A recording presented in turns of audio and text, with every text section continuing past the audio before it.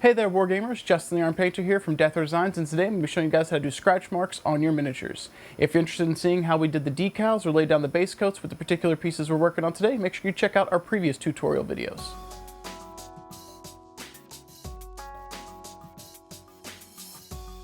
If you guys are interested on how we got these pieces in the particular state that they are in, we do have some videos up in our YouTube library showcasing how to do the pre-shading, laying down a base coat of paint, as well as applying the decals that we've got here before us.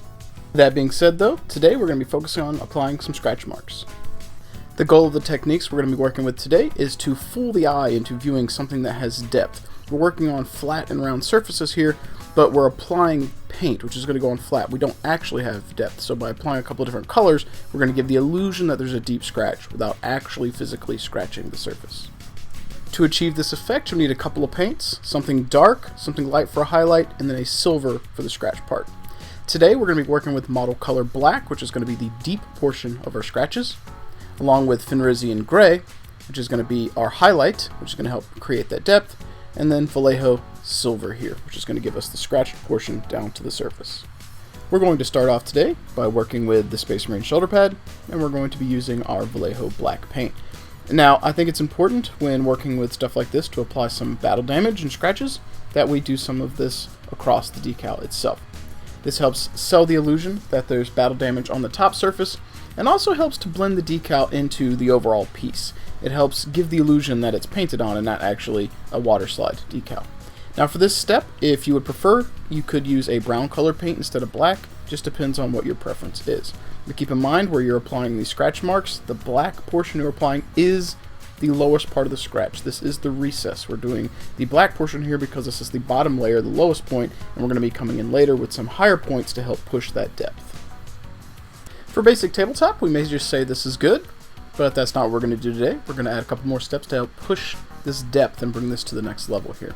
Now what we've already applied, again, is the black portion, the black scratches, which is the lowest part of our scratch marks, the recess. To help push the depth, however, we do need to come in and apply a highlight. We're going to be trying to apply the highlight in such a way that it's on the surface where the light would catch, which is generally the bottom side of the shoulder pad here. So we're going to come in with our Fenrisian gray. We're going to catch the lip of these black scratch marks that we made. Now we're only doing this one side of this because this is where the light would catch. If you do it on both sides, you can still have the illusion of a scratch, but you lose some of the actual light source because the light's hitting in multiple areas at that point. It doesn't make much sense. So sometimes it's counterintuitive where you apply these highlights, but trust me, if you apply them in such a way that it looks like it reflects where the light's actually coming from, it's really going to help push a better scratch mark effect. And those types of ideas can be applied to how you actually apply your edge highlights on your miniatures in general. So use this as a lesson in practice for that as well. Now I've sped this next portion up just a little bit, but we had a variety of scratch marks left to apply our highlights to. So when you're doing this, just be patient, go slow, don't overdo anything, and really help make these scratches come to life on your miniatures.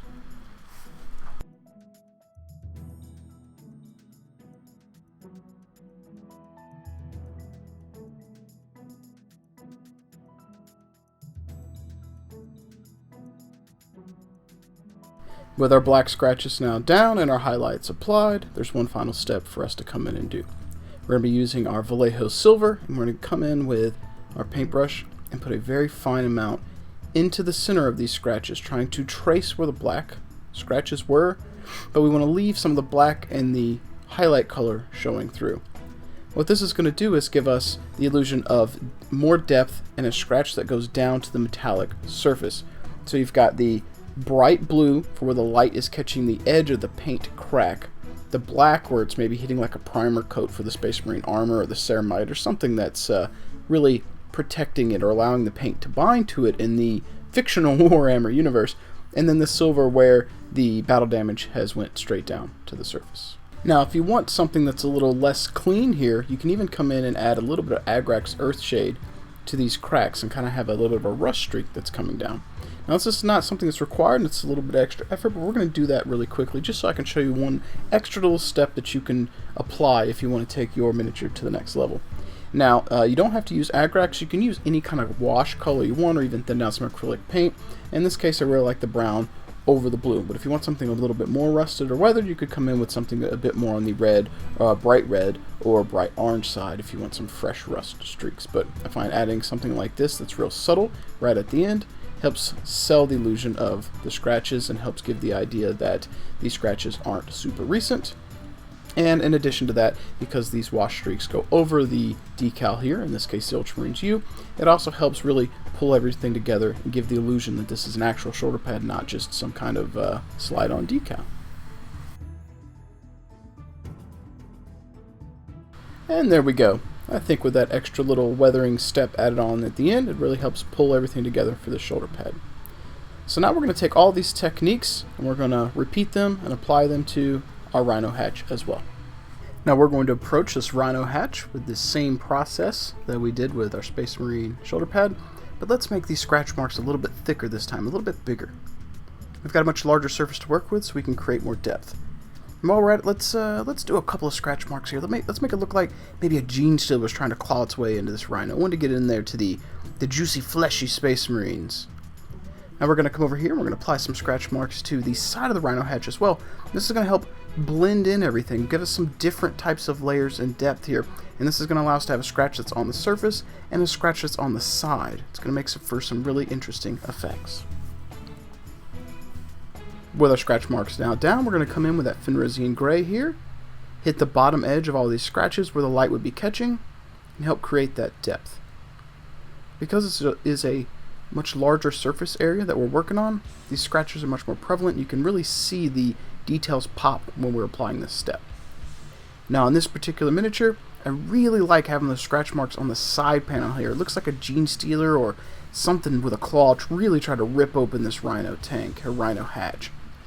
And I like how it goes right up to the edge, and it helps give a different set of depth or illusion to our scratch marks. Now with those two paints now down, it's time to come in with our last step, which is the Vallejo Silver. And just like we did before, we're going to come in and kind of follow the black scratch we did and try and put as fine of a line as we can down the center of that to help give this piece depth. So we'll have the high point from the Fenrisian Gray, the underlayer of the black, or as I said before, you could use a brown, and then we're going to come in with that silver, tracing the black, and it's going to look like the scratch goes all the way down to the middle.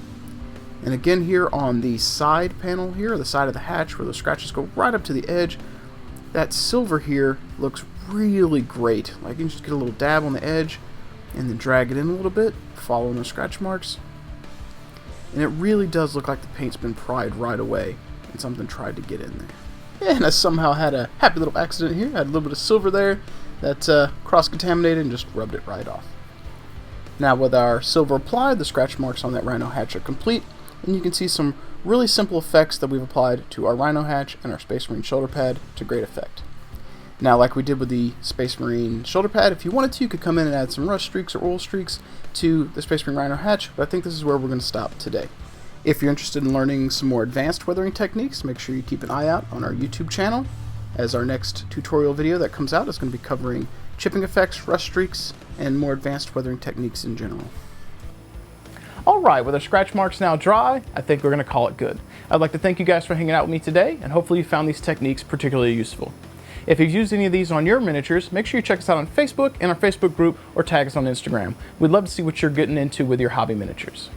As always, if there's anything we can do to improve, make sure you sound off in the comments below. If there's any techniques you'd like to see us work on or content you'd like to see us give a shot, make sure you share those with us as well. We really do take your critiques to heart, and we do check out all of your comments.